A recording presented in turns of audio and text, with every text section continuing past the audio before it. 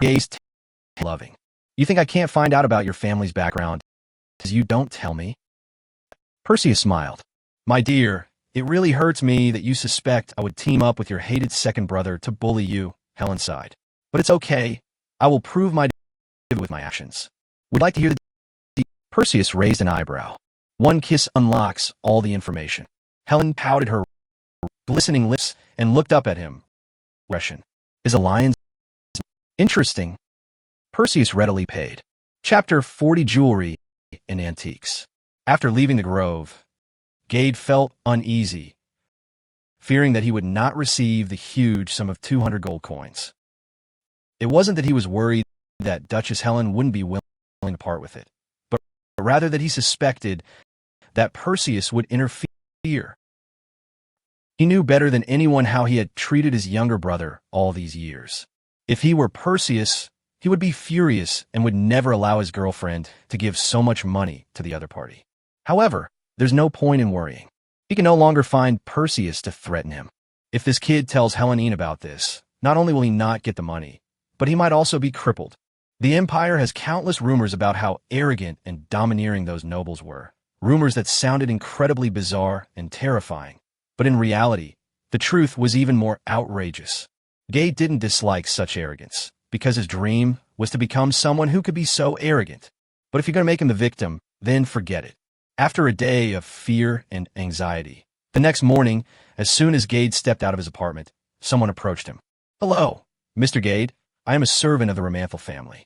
This is what our Duke entrusted to me to give you. The visitor was polite, yet undeniably arrogant, as he handed over a heavy bag. Even a servant is better dressed than this nobleman. These noblemen deserve to die. Gade was indignant, but he smiled and accepted the money bag. Please convey my deepest gratitude to the Duchess. Unexpectedly, the other party didn't bother to say another word to him, just curled his lip and left, his eyes full of contempt. Gade was so angry he almost ground all his teeth to powder. That's the look in his eyes. That's the feeling he's had enough of. In his hometown, he was the darling of everyone. And, at home, he was the king. His parents spoiled him. My brother is afraid of him. But as soon as he arrived in the capital, he became someone everyone looked down on. Those sons of noble families are nothing but arrogant fools who act tough everywhere they go, because their families are rich and powerful. Who do they think they are? Those with talent are not as handsome as him, and those who are more handsome than him are not talented. They're all idiots, complete fools. Yet they all look down on everyone. How dare they? No matter how hard he tried to curry favor, the other party only regarded him as a country bumpkin's lackey. Even in front of him, in front of many people, they would still ridicule him without mercy. He could only pretend he didn't understand, and not only could he not get angry, he had to laugh along, laughing more happily than anyone else. It's all his fault for not being born into a good family. If he were born into a prestigious family, with his talent and hard work, he would definitely have a place at the top of this empire. Unlike those good-for-nothings who squander their ancestors' legacy and live off their wealth. Gad's eyes burned as he looked at the money bag in his hand. Even so, he would not let go of any opportunity to climb up the ranks. With diligent effort, one day he will no longer let anyone treat him as if he were nothing. Let's start with the N.N family's birthday party tomorrow. Gade quickly returned to his room and opened the money bag. The glittering gold coins spilled onto the bed, making it impossible for him to suppress his laughter. I counted it carefully 3 times, and it was exactly 200 gold coins, no more, no less. Gade frowned, thinking that the so-called Duchess was nothing special. So stingy. Just because you say 200 doesn't mean it's 200. Why didn't you give me more? Gade was consumed by rage.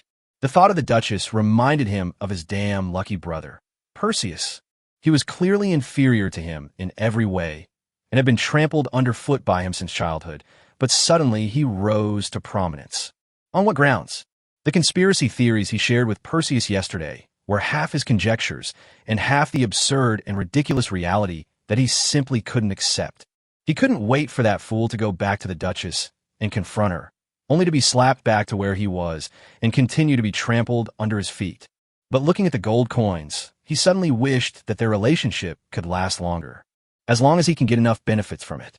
Once he uses these assets to climb to a position second only to the Emperor, he won't even care about Perseus those spoiled brats, or even the Duchess. Having endured the morning classes with such lofty ambitions, Gade immediately rushed out of the school. The birthday party is tomorrow night, so I need to prepare the gift as soon as possible. He knew his own limitations very well. He knew he could never outmaneuver those rich kids in terms of wealth. Even though 200 gold coins is not a small amount, it's still not enough. Therefore, he doesn't look at the price when buying gifts, but rather whether they are unique enough. As long as it's eye-catching enough, even if the actual price isn't high, it can still win over the Viscountess.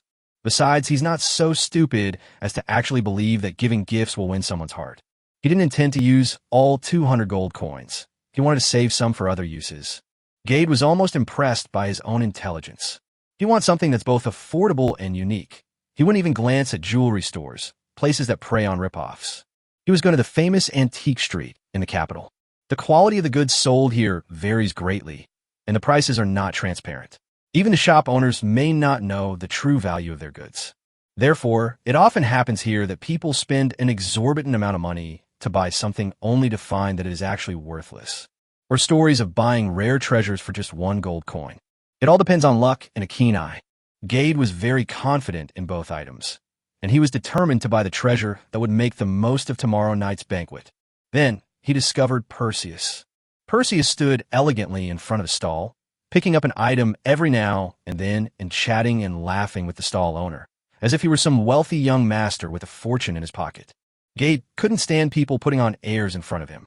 He especially couldn't stand seeing his good-for-nothing younger brother, who was only fit to be a country bumpkin for life, putting on airs in front of him. Gade walked up with a grim face. "Perseus, what are you doing here?" "Huh, second brother?" Upon seeing Gade, Perseus beamed with delight. "What are you doing here? What a coincidence." "I was about to ask you that," Gade said irritably. "What are you doing here?" "As you can see, buy a gift," Perseus said. "What gift should I buy?" "Do you also want to attend Viscount Angelina's birthday party?" "I think I was supposed to go, but it's not that I wanted to go, it's that I was going with Miss Helen." "Ah, that's true. How could you possibly get an invitation on your own?" Perseus smiled. "So, you're buying a gift for the Viscountess?" No. Miss Helen will prepare her own gift for tomorrow night. I'm only buying a gift for her." "You really know how to flatter, huh?" "Isn't it normal for lovers to exchange gifts? I've always been taken care of by her, so I should have given her a gift a long time ago to express my gratitude." "Where did you get the money to buy the gift?" Gade asked. "She gave it to me." Perseus smiled sheepishly. "Using other people's money to buy gifts for them. That's really something." Gade rolled his eyes. "Fine. You pick one. I'm going to look somewhere else." "Hey, don't go," Perseus said. "It's rare to meet like this. I'd like to ask you for advice on what kind of gift I should buy to please a girl." Gade didn't want to deal with this kid, but he was afraid that the kid would go back and complain to the Duchess, and he would be in trouble. Besides, if the gift he chooses pleases the Duchess, he can use it to curry favor and gain a reward. Thinking of this, Gade suppressed his smugness and pretended to be unwilling. "All right, but I'm warning you, you better keep quiet when you're negotiating with the seller. Otherwise, you'll get ripped off." "I understand, second brother, you're really amazing." Perseus smiled. "I can't stand it. The only person willing to look him in the eye is this kind of idiot." Gade's mood worsened.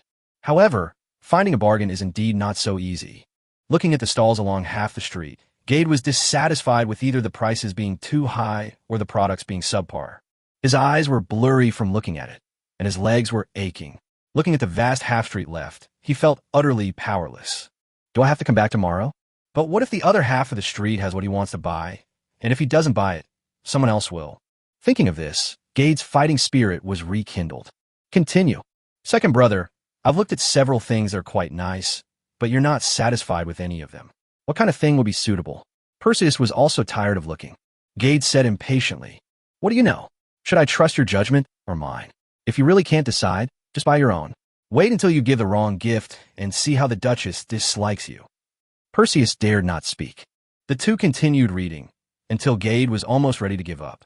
Suddenly, his eyes lit up. It was a beautifully crafted silver comb, inlaid with many beautiful gemstones. Even though he was a grown man, he felt a flutter in his heart when he saw this comb. He had a feeling that this was the gift that would make the Viscountess overjoyed. The stall owner was a fair-skinned, middle-aged man with a very likable smiling face. "Young master, you've taken fancy to him?" A glint of light flashed in the stall owner's eyes as he asked with a smile. Just browsing. Gade squatted in front of the stall, casually picking up a few items to admire, but ignoring the comb. Perseus reached out and picked up the comb, exclaiming in astonishment, "What a beautiful comb!" Gade was so angry he almost jumped up and down. He didn't want the stall owner to realize he was interested in the comb, otherwise the guy would definitely ask for an exorbitant price. Gade simply scoffed. "It's just a comb, what's so special about it? But it's so pretty, I'm sure any girl would love it." Gade wanted nothing more than to slap this idiot to death on the spot. This young master has excellent taste. Quite a few people have inquired about this comb, but they couldn't agree on a price. I've always felt that treasures possess a spirit and will surely end up in the hands of the most suitable person who truly appreciates them. It seems this young master is the one. The stall owner clapped his hands, beaming with smiles. "How much?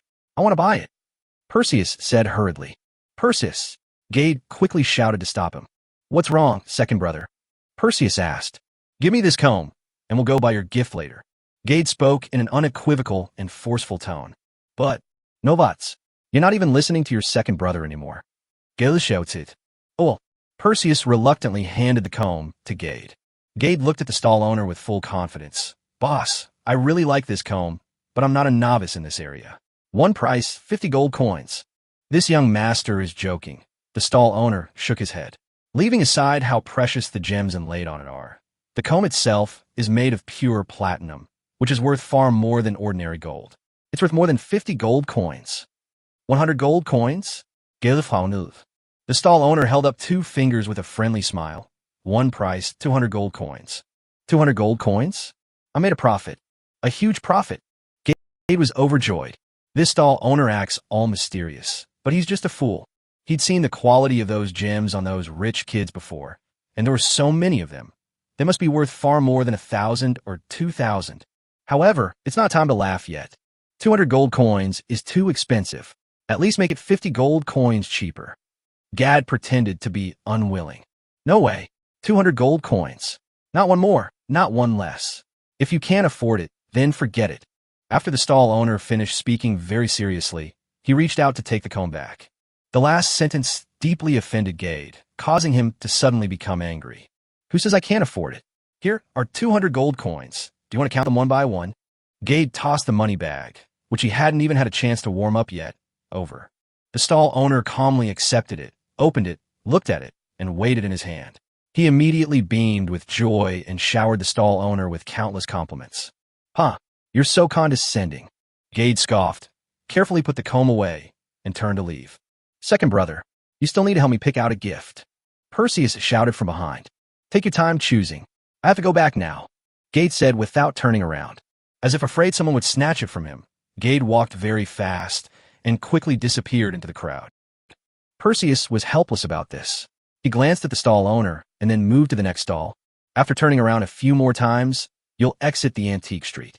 Then I found a jewelry store, picked up the pair of rings I had ordered, and slowly walked towards the college.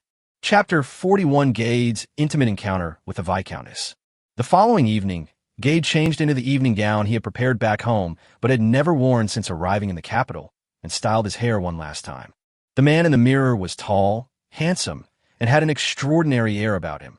He was in no way inferior to any nobleman. Gade glanced at the elaborately decorated gift box and seemed somewhat dazed.